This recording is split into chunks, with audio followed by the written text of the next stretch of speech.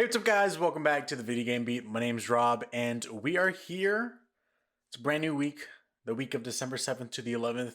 And this week was kind of slow, but also big, just because of the fact that for the week as a whole, news was kind of sparse. I was able to pick up about four stories that happened this week that are, pretty noteworthy to go over.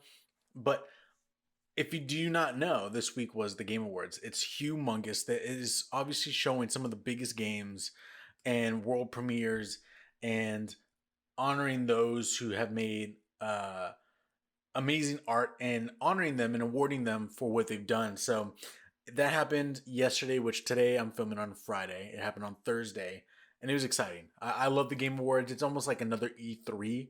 Um, I know some people like to say that they're not very video game centric because there's a lot of celebrities from outside the video game industry that go in, and I know Jeff tries his best to solidify what the Game Awards is in the sense of like entertainment, and so I always appreciated them, and I've always loved the Game Awards. So if you guys got to watch them, that's awesome. Let me know in the comments or on Twitter or wherever what you guys thought of the Game Awards. And before we get into the stories, remember the Video Game Beat is a weekly video game podcast that covers that week's big gaming news.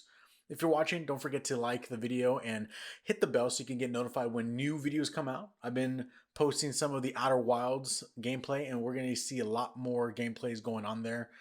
And if you're listening on a podcast, well, thank you for listening on the podcast. Don't forget to rate it on whatever podcast services you're on. That way we can pop up and be more populated at the very top so people can find the podcast even more. And another way people can find it is if you share it. So go right ahead and share the podcast on whatever social platforms that you use. And speaking of social platforms, you can find the Ambitious Casual page on Twitter and Facebook. Easy, just Ambitious Casual. Search it up, you'll find it right there. And then don't forget to click the follow. And if you want to be notified when any other new things pop up, hit the bell. You'll be notified right away. And without further ado, let's get straight into the news. So this week, along with the Game Awards, and I know the week was kind of slow, but look, let's be honest. One of the biggest games of the entire year was released this week, that being Cyberpunk 2077. We all know Cyberpunk has had the hardest road in regards to trying to get this game out. It's been delayed, if I'm not mistaken, 2 or 3 times already, and it's finally out. There's a couple things that are going on with this game and these stories that have to come about with this game that we're going to be digging into, okay? So under Cyberpunk, and on my list, I usually go like story 1, story 2, story 3. Under Cyberpunk, we have 1, 2, 3, 4 different stories underneath this game because a lot has happened just in the first week of this game being released. So let's jump right into that. Starting with the very top. The Metacritic score for Cyberpunk. As of right now, Cyberpunk is sitting at a 90 Metascore. Really good, not gonna lie. In comparison, if you put that with other games like, let's see. Let me search up. I don't even know why. The fact that I'm thinking about it right now, I'm like, why did I not think of doing this before? Last of Us to Metacritic. So we'll put this up against something like The Last of Us 2. The Last of Us 2's Metascore was a 93. And then trying to think of another big game that came out this year, we got Ghost of Tsushima. So let's do Ghost of Tsushima Metascore. Oh no, what in the world? I'm searching up in the wrong spot. Ghost of Tsushima. Warning, Google prevented a suspicious attempt to sign into your Google. Oh, that's no bueno. Alright, we'll have to fix that later. Ghost of Tsushima looks like I'm getting hacked right on this show, guys. Alright. And Ghost of Tsushima was an 83. So, putting that in perspective, Cyberpunk 2077 is sitting in between both Ghost of Tsushima and The Last of Us 2. Those are 2 PlayStation exclusives. This is not a PlayStation exclusive. This game came out on all platforms. So put that in perspective. Again, I just picked 2 of the biggest games I can think of off the top of my head. So it's standing at a 90 Metascore. Now, it hasn't been smooth sailing ever since it's been released, but you can say that it's been doing actually pretty good because of the fact that when the game got released, they already had over 8 million copies sold in regards to pre-orders. And as I was doing some last minute scooping up in regards to stories today, I was seeing a lot of game industry people saying that they've already got return of investment on development and advertising all in the game right there, like right now already, just based off the pre-orders and orders within like a day or two. This game is blowing up. It's humongous. But here's when things get a little tricky. On the Metacritic score, these are obviously the critics, all the news sites that are reputable. This is kind of like the average score that they get from all of them put together. The user score, though, is at a 6.1. 6.1 user score. Now, again, don't take that as like a wait a minute, something isn't really adding up. I'm going to get into that right now, but I just want to make sure it's known. We know that Metacritic has been one of those places where uh, people can go and bombard the user score just because of the fact that they just don't like a game just because they don't like it without even playing it. We've seen that before. There's been a lot of times now with a newer setup that a game cannot be rated until like a week or two after its release, just to kind of give that alleviation of the fact that um, they don't want people to just jump on the day one and bring down the user score, because who can finish a game in one day? Not all games can be finished in a day. So, as of right now, we're sitting at a 6.1 user score. But here's the reason why I want to make this as a point, okay? Like I said, it wasn't smooth sailing when the game first came out. The way that this game has been running on consoles has been a travesty. I have not been playing this game. I've been just sitting on the sidelines and reading in regards to a lot of people's stories, a lot of people's experiences. And you can, if you're on Twitter or on Reddit or anything that's like related to video games, you're gonna see all the memes and the gifs coming out about this game. There's so much wrong happening in this game on last gen hardware. Last gen hardware obviously being PS4, PS4 Pro, Xbox One. So it's not running very smooth on that. There's a bunch of bugs, glitches, things are happening that they shouldn't even be happening, clipping, low res textures, dropping frame rates. Like it just seems messy all around. If a game was released that way, well, why would it be getting a 90 Metacritic score all around? Here's the reason why. And this is coming, we're starting to enter into Rob's opinion territory. In regards to code sent out to reviewers, unfortunately, I think my code got lost in the mail, but I tried contacting them. They didn't get back to me. I don't know why. It seems like there's been a trouble going on with things getting sent my way, you know what I'm saying? But in regards to scores that were sent to reviewers, there was only PC codes being sent. And not only that, very, very few codes were given out to reviewers. This is something that if you go listen to a bunch of reviewers within the games industry, you're going to find it that this is the thing that's been happening all around. Usually, if there's a game that is doing really, really well, or the people who are very confident in it, they just give a bunch of scores. I mean, not as much, a bunch of codes out for a lot of them to play it at the same time. But codes were sparse this time around. And that's not like sparse in regards to there was barely any. They were choosing what to give out. They chose to give out the PC codes. Here's the reason why. They knew that this game would run amazing on PC versions. Why would I say that? Here's the reason why I say that. When they delayed the game for the last time, they blatantly said that the game is being delayed so that way it can be optimized for last gen hardware. When they delayed the game, the PC version was already complete. Already complete. It was done. They delayed the game because it wasn't running smoothly on last gen hardware. Again, like I said, PS4, PS4 Pro, Xbox One, that kind of stuff.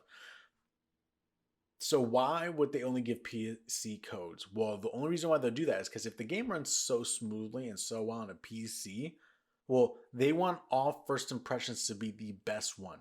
If they gave out a PS4 code along with some PC codes to people, well, then some of the scores will probably have dipped really low if these reviewers were experiencing so much of these hiccups, so much of these glitches and bugs, that overall the Metacritic score and the overall score at the beginning and all this praise that it would have been receiving would have been completely muddled by a lot of lower scores due to the fact that the game was not optimized for last gen hardware. Are you following me on that? So I think the reason why that they only sent out PC codes is, one, they want to get the good word out and they want to look good in the forefront. I feel bad though. I feel bad for a lot of people that were seeing a lot of these earlier talks and people giving their early reviews and them saying that it's good. And if you listen to a bunch of these reviewers, a lot of them were making the point that they only received PC codes because even they themselves can kind of see what's going on. No one was blind to it. But I feel bad for someone that probably went, looked at the review, scrolled all the way down, and saw, oh wow, that's a 4 out of 5, or that's a 90 out of 100. Like, oh, that the review looks great. Let me go buy it for my PS4. Pops in the disc, or the game comes out, they're playing it, and it's not running like anything like the review said.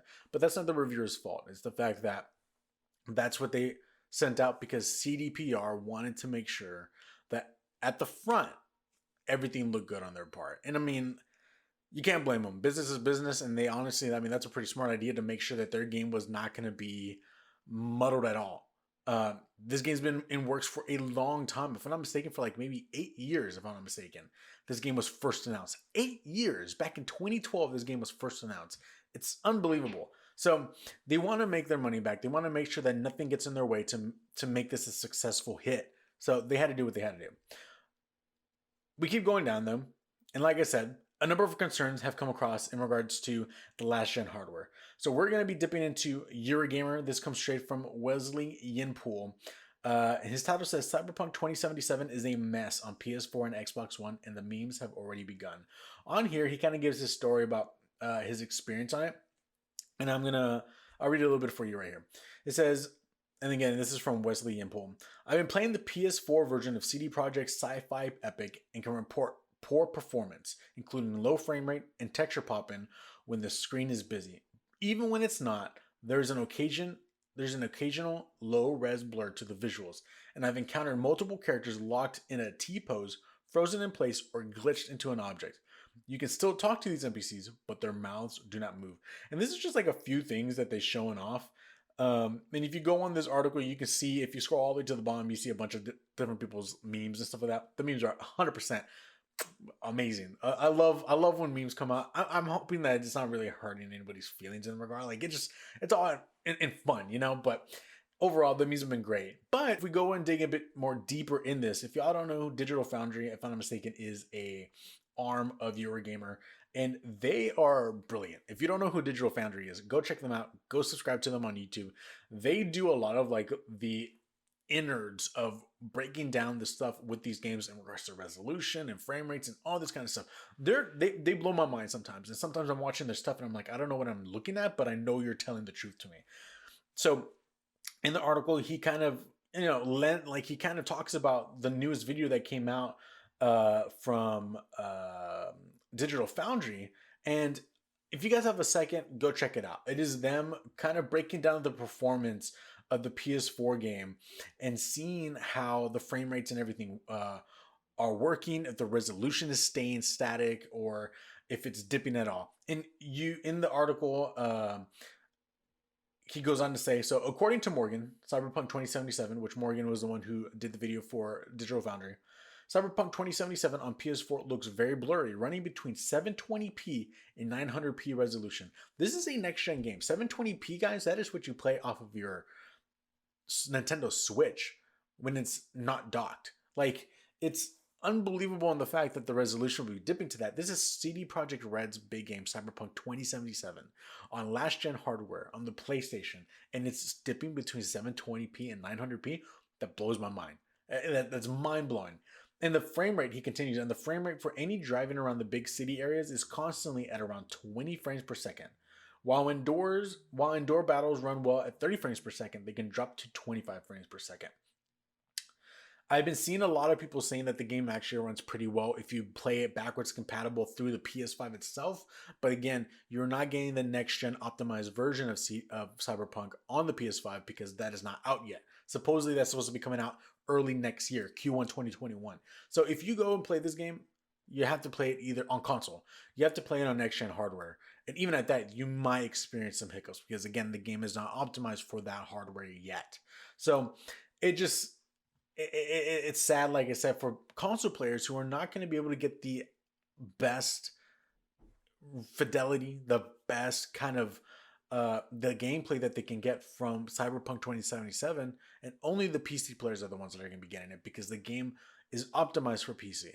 So keep that in mind if you haven't received the game or anything or bought the game yet and you've been thinking about it. Keep this in mind if you have last gen hardware because you might want to wait till you get next gen hardware, and then after that, you might want to even wait until the game is optimized for that next gen hardware. So there's a lot going on with that. So lastly, the last story I want to go on in regards to Cyberpunk comes straight from Game Informer. This is from Liana Rupert. Um, she goes on to say that within the game itself, again, this game has been having a rough time this week in regards to everything, last gen consoles, and even this story from Game Informer. She goes on to say that there is a moment in the game, and based off of what some reviewers have been saying, that moment happens a handful of times, and it honestly can cause epileptic seizures. So the woman who played the game, Liana Rupert, she even said while she was playing the game, she actually went into an epileptic seizure right there and then because of the fact that it's this rapid blinking lights that happen. I forgot the word that they use in the game because it's only happens when you're doing this certain thing. What's the word that I'm looking for? It was like a dance pants or something like that. I forgot what the word is. I can't even find it. But it's a moment in the game where I think like your mental state is being transferred to something. I don't know. And these flashing lights come on the screen, and then due to those flashing lights, people have been reporting they've been having epileptic seizures. So this was going all over the internet in regards to social media and that kind of stuff. Since then, CDPR has come out and has totally added in a update to the game saying and giving a warning to people, hey, there might be a moment in this game that can cause epileptic seizures. Check with the doctor before playing the game, blah, blah, blah. And I know from here that they are working on a way to patch that out or fix that problem for sure. So again, I feel bad for them. They've been working so hard on this game, and just the moment it comes out, it's like, one, they got their money back. They crushed it in sales, but I don't. At the end of it all, you want your reputation as a developer to be clean and strong with your community. And CDPR has always been great. They've been great when it comes to The Witcher. Obviously, when you bought the game, they had a card in it saying thank you to you as a player for buying their game, and a lot of their DLC was free. They love their community, and for this to be like the first like downvote in regards to everything that they've done in a while, I'm sure it's a bummer for them. But I'm hoping, and everyone obviously is hoping, that they can turn it around by obviously patching out some of these things, fixing the game, optimizing the game, updating the game. And I'm sure a lot of people are really, really waiting for them to come out with that next gen optimized version as quickly as possible, so that way they can play the game the way it was meant to be played. So that's it on Cyberpunk 2077. If you've been playing it, let me know in the comments down below. What do you think of it? Or what console are you playing it on? And how's it running for you? I really want to know. Moving on to story number 2. This comes straight from Games Radar. Jordan Gerblick writes, Halo Infinite gets fall 2021 release window. I am very surprised that we are already getting a development update on this game, just based on the fact that it was just delayed not too long ago. If I'm not mistaken, maybe a month and a half, 2 months ago. It's really strange on the fact that we're already getting an update right away. And they've already lost, if I'm not mistaken, one director for the game, and they're already giving an update. It's very interesting, but go check it out. This is on Games Radar. Like I said, this was written up by Jordan Gerblick, and it reads, truly, Halo Infinite is a world in which I love spending time and that I'm thrilled to return to both as a designer and a player. And this is coming straight from Joseph Steven, who's 343's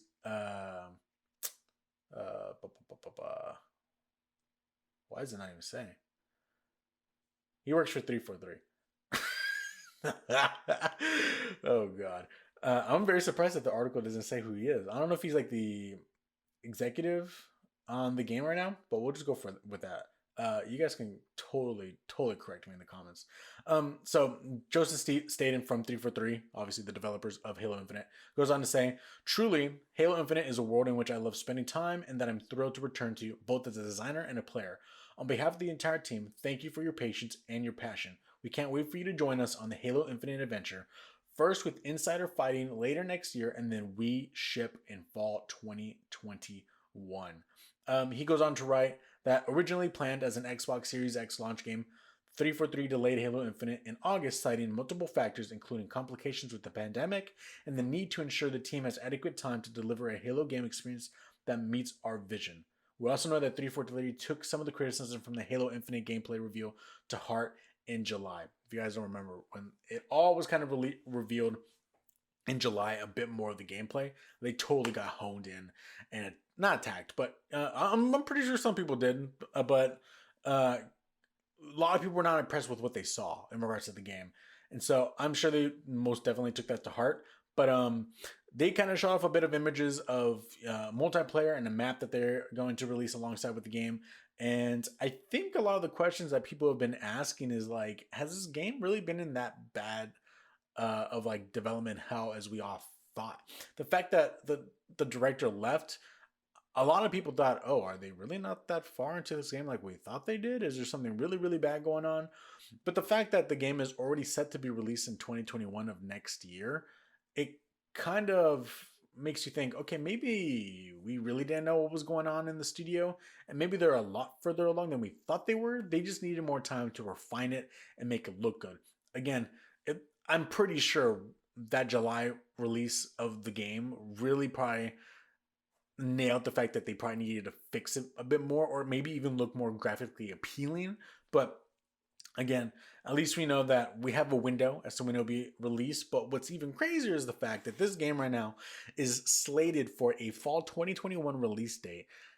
Next year, we are getting, based off of everything that we know, Horizon Forbidden West, God of War Ragnarok, and Halo Infinite next year for the last half of 2021. That's unbelievable of a lineup. And if anything, maybe Breath of the Wild 2. I'm just throwing that out there. I want to let y'all think about that for a little bit. Stew a little bit more. Let me know if you guys are still excited for Halo Infinite. If not, let me know in the comments down below. Reach out on Twitter, Vicious Casual. Moving on to story number 3. This one's very exciting for me. And it's a little sad too, but exciting all around. Spider-Man Miles Morales runs at 60 frames per second with ray tracing in a new mode. This comes from The Verge's Jay Peters. Now, if you guys don't remember, when the game was first released on the PS5, Spider-Man Miles Morales was able to run on either two ways. If I'm not mistaken, the wording was performance mode, I know that for sure, and the second one was fidelity mode. Performance mode, which allowed the game to run at a very steady 60 frames per second, which is how I played it. The game looked amazing, and honestly, even without ray tracing, the game still looks amazing. And then we had the option of fidelity mode, which I believe dropped dropped the frame rate down to a 30, and ray tracing was being enabled so that way, you can get the full fidelity of the game, the reflections on mirrors and water and things like that. But again, you did not get the 60 frames per second. A new update just came out, and it adds a new performance RT mode. And what this does is it allows you to have 60 frames per second and ray tracing both at the same time. The only thing with that is they're not really saying like exactly what the resolution is going to be, what the output resolution is going to be when you enable this mode. And I think they are obviously, here's the wording right here. So the new mode is called Performance RT, and you can turn it on in settings. This is an alternate version of 60 frames per second performance mode, adding ray tracing by adjusting the scene resolution, reflection quality, and pedestrian density. So you're not going to see as much big crowds of people as you probably would have, and you're not going to see as much reflections in regards to all over the place, but you are going to get some ray tracing within the game. So overall, this is honestly very exciting, just because of the fact that, one, for me personally, I've been wanting to finish up the game and get the platinum. And the only way you can get the platinum is if you have to play the game a second time all the way through. So this is actually exciting for me because of the fact that I can get back into the game and put it on performance RT mode and maybe see the game in a very different way than it was in the first time, and get more fidelity and get that 60 frames per second all over again so I can get the platinum, which to me, woohoo, thank God I didn't get the platinum yet, because I can experience it like this. It kind of bites a bit for those who already beat the game, just because of the fact that if you beat the game and you care about platinums and you got the platinum, well, then now you're kind of like, there's no reason for me to go back to this game at all. So I'm hoping that they can bring this performance RT mode over to the next gen, or the Spider-Man remastered. It is not enabled yet, but it should be coming soon. Hoping. Because if it comes to the Spider-Man remastered, I'll probably jump back into that game and try to get it too. or get another platinum, or just play the whole game again. I want to get used to the new Miles. I mean, the new Peter, since they changed out the face. But overall, it's very exciting. All right, guys, we're going on to story number 4. This comes straight from what is the place? What? Oh, PlayStation Lifestyle. I don't know why it wasn't popping up. My window is so small that it's scrunching up so many words right here. This comes from PlayStation Lifestyle's Rebecca Smith. Spyro 4 teased. You hear that? Teased. And Crash Bandicoot 4, It's About Time art book.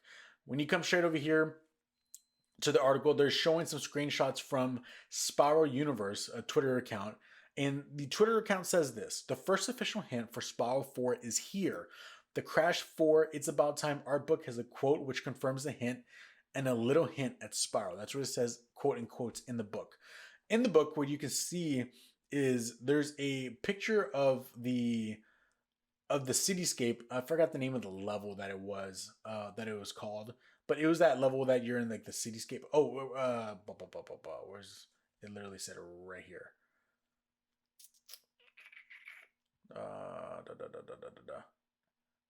I guess it didn't.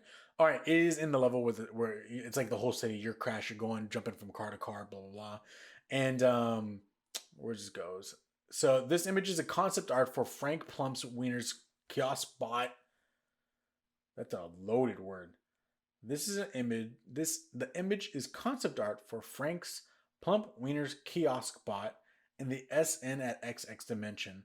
Nestled amongst the skyscrapers below the flow of traffic is a hologram of Spyro.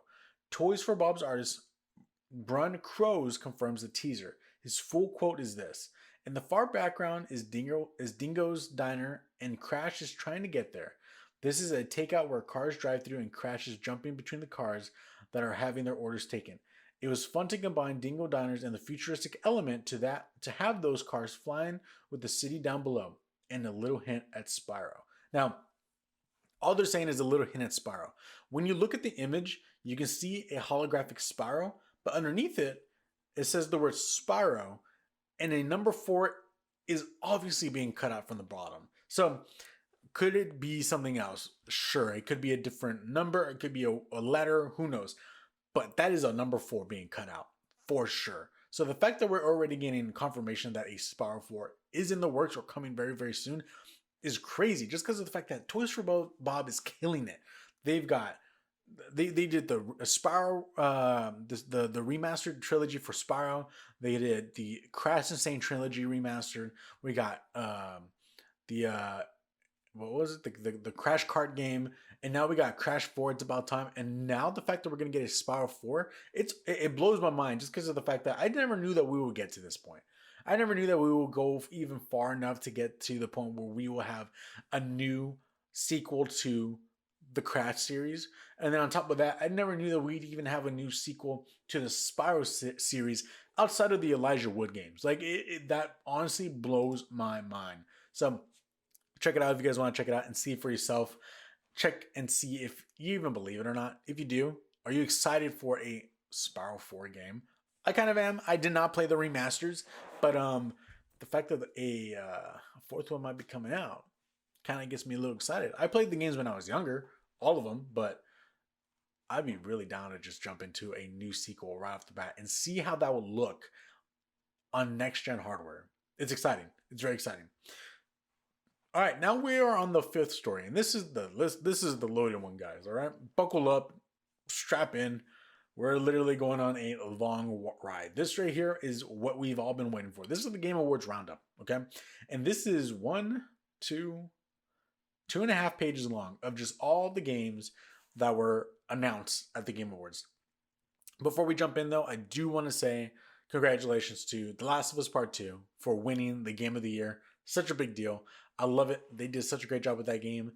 And congrats to all the other people that were nominated. There's so much good talent up there that anyone up there could have been winners. Honestly, anyone could have been winners. But shout out to Naughty Dog and the team. They killed it with The Last of Us 2. No pun intended. Is that a pun? I don't know. So anyway, story number 5. This is everything that was released at the Game Awards. I have some of these highlighted because these in particular are the ones that really, really got me excited. Really excited. All right, let's jump in. First one is Loop Hero from Four Quarters, Devolver Digital. I actually have like a lot of their summaries written down, so I'm gonna read the summaries to you guys and let you know what I think of it. If I just keep moving on, it's just because the game looked cool, but I don't want this show to be way too long. So Loop Hero, the Lich has thrown the world into a timeless loop and plunged its inhabitants into never-ending chaos. Wield an expanding deck of mystical cards to place enemies, buildings, and terrain along each unique expedition loop for the brave hero. I had this one highlighted because this game looks awesome. Anything Devolver Digital does, they didn't make the game, but they're like the publishers. But they're very smart with what games they grab to bring under their belt and promote. And Loop Hero looks awesome. Go check out the trailer when you have a chance. It is very 8-bit kind of game, but it's like a card game slash old RPG-ish kind of game. Like there's so much about it that I'm like, yes, this speaks to me. I want everything to do with this game. So go check that one out. Next is Sea of Solitude, announced for Nintendo Switch. It was already on current consoles, but now it is coming to the Nintendo Switch. The bio reads this: Sea of Solitude takes you on a personal journey of a young woman's loneliness. Set sail across a beautiful and evolving world where nothing is quite what it seems. Meet fantastical creatures and monsters, learn their stories, and solve challenges. Explore a flooded city either by boat, on foot, or by swimming through the water itself. Dare look what lies beneath the surface in a haunting struggle of darkness and light, and discover what it truly means to be human. This one looks interesting. I have not played it yet, but it looks very interesting. Next game is Shady Part of Me. This comes from Focus Home Interactive. Shady Part of Me sends you on an emotional and dreamlike journey with breathtaking artistic direction and the enthralling voice of Hannah Murray, Game of Thrones / Skins. Next, Near Replicant. Oh my gosh, this is a game with the whole roll of numbers, dude. All right, let's do this. All right, let's do this one. Near Replicant version 1.22474487139 is an updated version of Near Replicant, previously released only in Japan. Discover the one-of-a-kind prequel of the critically acclaimed masterpiece Near Automata, now with the modern upgrade experience, masterfully revived visuals, a fascinating storyline, and more. The protagonist is a kind young man living in a remote village. In order to save his sister Yona, who fell terminally ill to the Black Scrawl, he sets out with the grimoire Wise, a strange talking tome, to search for the sealed verses. Nier is strange, dude, and I played Nier Automata. The game was awesome. It's like 5 different genres meshed into one. It's super cool. I did not finish it though, which is something that I'm really horrible at. But the game was awesome. Would I jump into Nier Replicant? Probably, because it's a prequel to the first one, so I'm not really ruining much for myself on that one. But I'm interested in it. I didn't highlight it though because I'm not that hugely stoked on the game. Next is Century Age of Ashes, multiplayer Dragon. God, this is the one. This one looks strange, dude. Multiplayer Dragon Battle game. Compete in intense online games and discover the fast-paced gameplay of Century Age of Ashes. Dive into the arena alone or with friends and fight for your survival. 3 varied game modes ranging from 3v3 to 6v6v6 await you. Carnage, Survival, and Raid. This game looks like a dogfighting game, but instead of airplanes, the sirens are on my end, guys. Instead of airplanes, it is dragons. And I mean, it looked good, but it's just an idea that I never would have thought about being a game. So if you're interested, go check it out. Century Age of Ashes. Next is Sephiroth.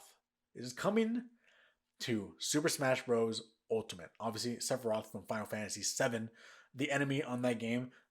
This one didn't really blow me away. I honestly was really hoping for something really, really big to happen.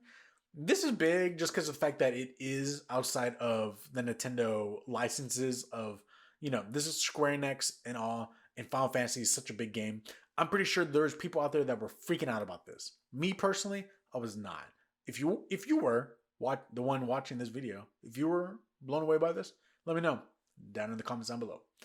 Next is, this is a big one, guys. The Initiative, which is the new first-party developer for Xbox, finally showed off what they were making, and it is a perfect dark game. Whether that is like a remaster a reboot, which is what I think more than likely think it is, of the original series Perfect Dark from back in the day. Perfect Dark, the initiative. It goes on to say, with Perfect Dark, we're aiming to deliver a secret agent thriller set in a near future world. Daryl Gallagher, studio head of the initiative, that's the one who wrote that little piece. There really isn't much known about this game right now. It's still being worked on. We know barely anything. But if you guys want to check it out, the trailer, and get a glimpse as to what is the aesthetic that they're wanting to bring, it looks cool, and I'm honestly very excited. Again, it was just a CGI trailer. I try not to get super hyped on things, so I'm not going to be until we actually see gameplay. But overall, it's cool to see and know what the initiative is actually working on now. Moving on, this comes from Turtle Rock Studios. Back 4 Blood. This is the developers that brought us Left 4 Dead, and they're making kind of like the spiritual successor to the game, Back 4 Blood. Back 4 Blood is a thrilling cooperative first-person shooter from the creators of the critically acclaimed Left 4 Dead franchise. You are the center of a war against the Ridden. These once human hosts of a deadly parasite have turned into terrifying creatures bent on devouring what remains of civilization. With humanity's extinction on the line, it's up to you and your friends to take the fight to the enemy, eradicate the Ridden, and reclaim the world. I'm kind of a little sick and tired of zombie games, but it looks interesting. I'm not gonna be like, look, I'm done with zombie games. I'm never gonna play them. I will play it. I'll jump into it if it piques my interest.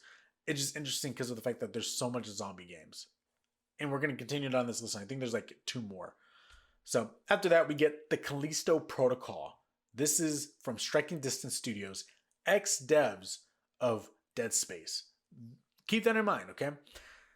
Set on Jupiter's moon, Callisto, in the year 2320. Real quick, I want to pause real fast. There's something that I'm always interested in when there's a game that takes place hundreds of years in the future. 2320, that's what, 200 years from now? That's pretty cool. I like that idea. But, and I know this is like a little bit of a rant, but if there's games that take place like 10,000 years in the future, that always interests me. I don't know why. Like, that gives me goosebumps just to think of the fact 10,000 years in the future. What does that look like? Everything is dying. Everything's brown. Everything's orange. Like, I don't know. We need to make a game like that. But either way, set on Jupiter's moon, Callisto, in the year 2320, the Callisto Protocol is a next-generation take on survival horror. The game challenges players to escape the maximum security Black Iron prison and uncover its terrifying secrets. A blend of horror, action, and immersive storytelling. The game aims to set a new bar for horror and interactive entertainment.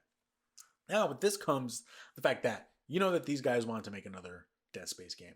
And so they went out and they're going to do that as a spiritual successor with the Callisto Protocol. Now, this game looks cool. Again, we only had a CGI trailer, but here's where the interesting thing happens. I found this out right now while I was gathering the stories, and this comes straight from IGN's Joe Screbbles. Supposedly, and this is already from the mouth of the creators itself, the Callisto Protocol is set, wait for this, in the PUBG universe. That's very strange. It's very strange. And as a matter of fact, things start adding up. I don't know if you remember I don't know if it was the last showcase. I forgot how long ago it was. But the developers for PUBG showed off like this newer unit within the PUBG developers that was going to be wanting to bring like a new slew of interactive storytelling through video games. And it was like a simple like tease that was like a forest, and it was raining, and it was obviously like trying to show off the engine, how good it looked.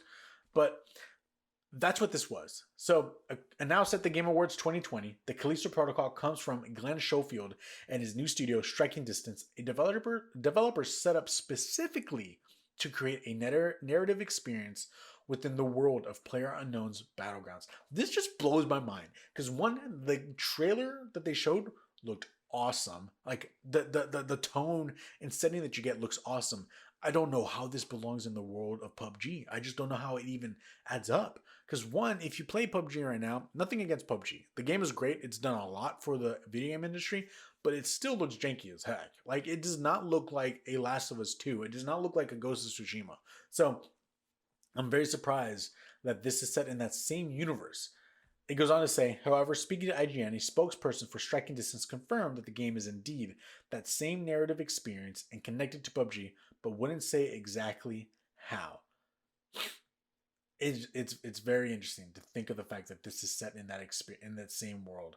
I know that there's a story within another story in IGN where the developers are saying that, you know, when they approach the PUBG core and wanting to bring in a new game, a horror game, it was going to be set at the very beginning in the universe of PUBG, years in the future, which is obviously 2320. So keep an eye on this. I'm very interested on the game itself before I even found out that it was connected to PUBG. But the fact that it is connected to PUBG really makes me question, like, how is this connected? I have no idea how, but let's keep an eye on it. Next game is Open Roads by Fulbright. They're the ones who made Gone Home. Amazing game. It goes on to say, long lost family secrets, hints of a hidden fortune, and miles to go before they sleep. Tess Devon's relationship with her mom as what did I mistype that? Tess Devines? Oh, her name is Tess. It's not Test. Tess. Tess Devine's relationship with her mom has never been easy, but they're about to set out together on a journey into the past that they'll never forget. This game looks cool. Again, Gone Home was an indie game. This too is also an indie game, but it just has that ambiance and that feeling of like, cool, this is a cool indie creative game. I can't wait for it. Check out the trailer when you have a moment. Next is Dragon Age from BioWare. Like, it's been officially announced. BioWare's making Dragon Age. I think we kind of knew that, but they finally showed off a bit of a teaser. Enter Thetis, a vibrant world of rugged wilderness, treacherous labyrinths, and glittering cities. The Dragon Age is a time of The Dragon Age is a time of warring nations, savage combat, and secret magics. Now, the fate of this world teeters on a knife's edge. Thetis needs a new hero, one they'll never see coming. Forge a courageous fellowship to challenge the gathering storm. Friendship, drama, and romance abound as you bring striking individuals together into an extraordinary team. Become the hero and light, the beacon of hope in their darkest moments. Cool.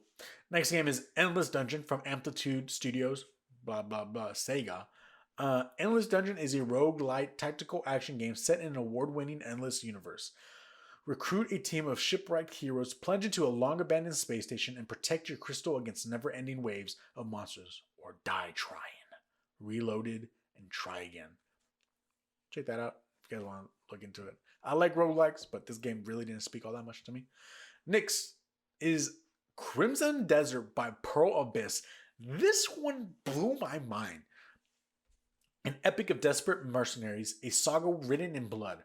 Watch the all-new official gameplay trailer for Crimson Desert, which premiered at the Game Awards 2020, and enter a war-torn realm when allegiances are tested and heroes are made. This game, it's a 5-minute trailer, okay? All gameplay.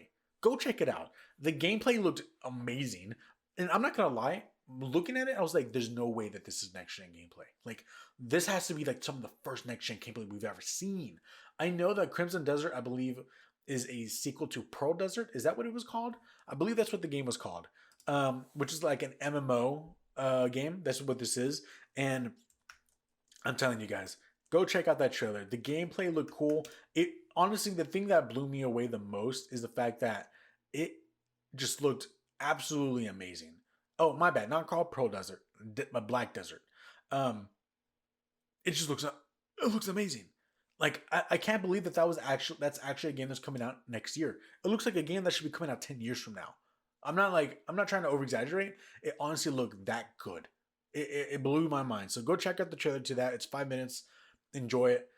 I loved it. Every little bit of it. I honestly am going to jump into that game whenever it comes out. Supposedly it is set for next year, winter 2021. So we'll see. Next is Seasons by Scavenger Studio. Season, a third-person atmospheric adventure bicycle road trip game. Through the eyes of a young woman from a secluded community, explore the world for the first time. Collect artifacts and memories before a mysterious cataclysm washes away the world. This game also, just like Open Worlds, has that very indie feel to it. Very ambiotic in regards to the fact that it's like a chill, sit-down game. I loved it, every bit of it. Check it out. I'm totally gonna get into that next year. Next is Arc 2 by Studio Wildcard. You know, the Arc games. They're coming out with an Arc 2. But here's the kicker. Vin Diesel supposedly is going to be in it, which really threw me off. You watch the trailer, and when he first comes out, you kind of think about it, and within a millisecond, you're like, wait, is that? And then you hear his voice, and you're like, yep, that's Vin Diesel. So Vin Diesel is going to be in Arc 2. Never been an Arc fan. Obviously, I haven't had a PC. But if you're an Arc fan, there you go. Arc 2 coming out. And supposedly they're making like an animated show as well with Russell Crowe and a bunch of other actors. Crazy.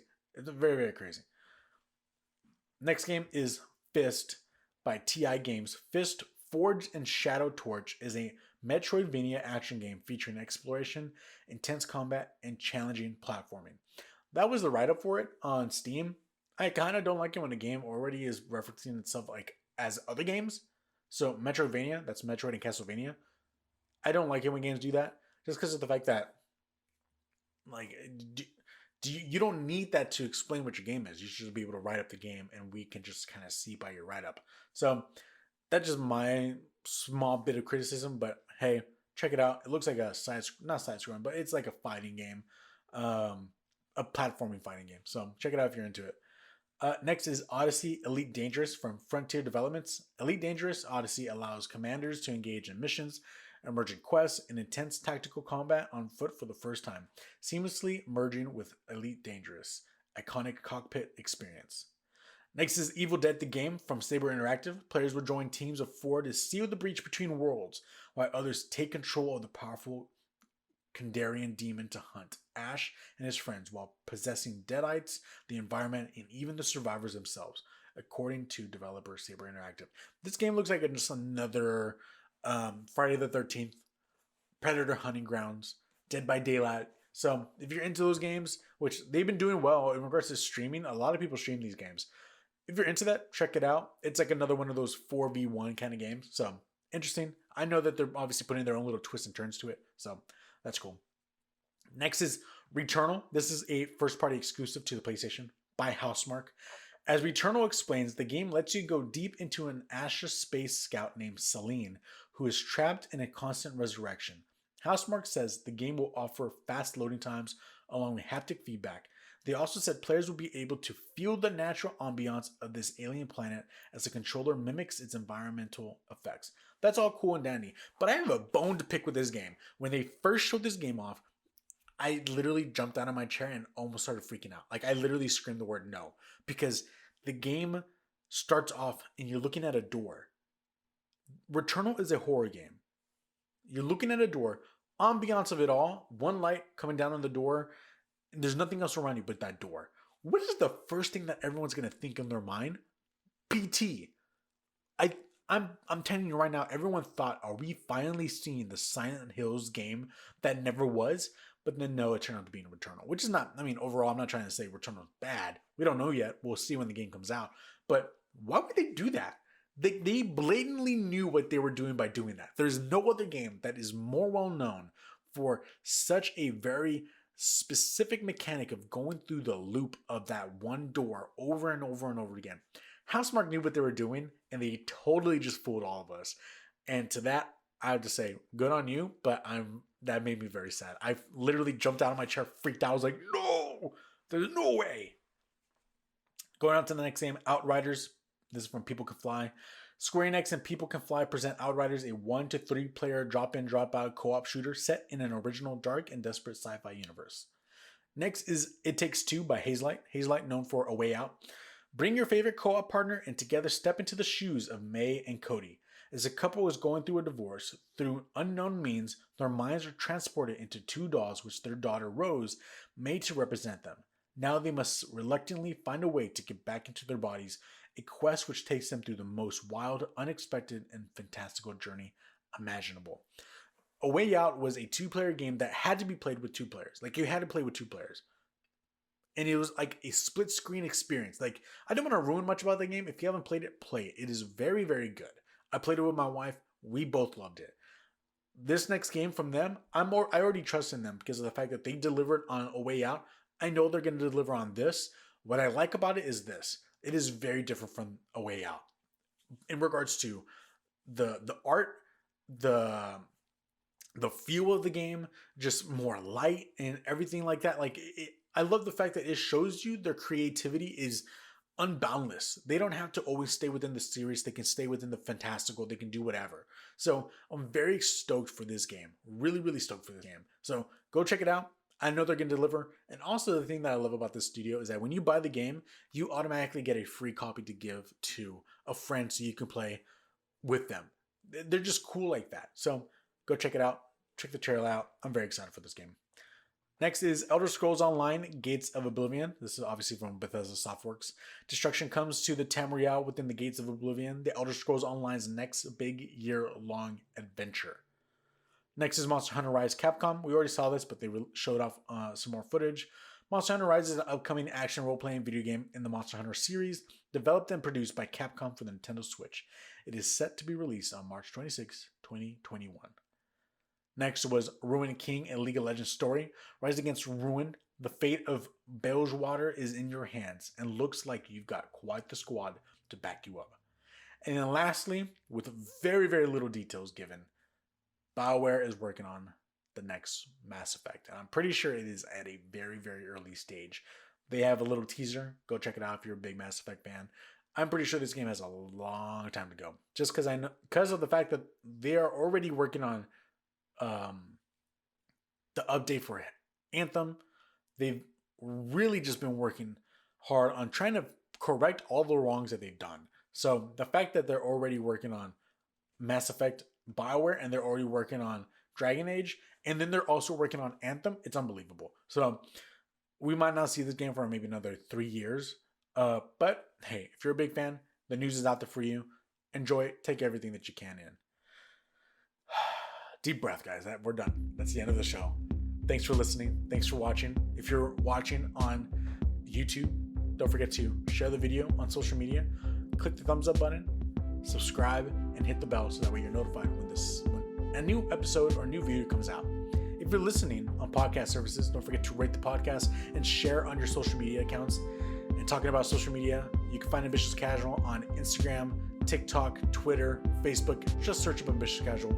You'll find it.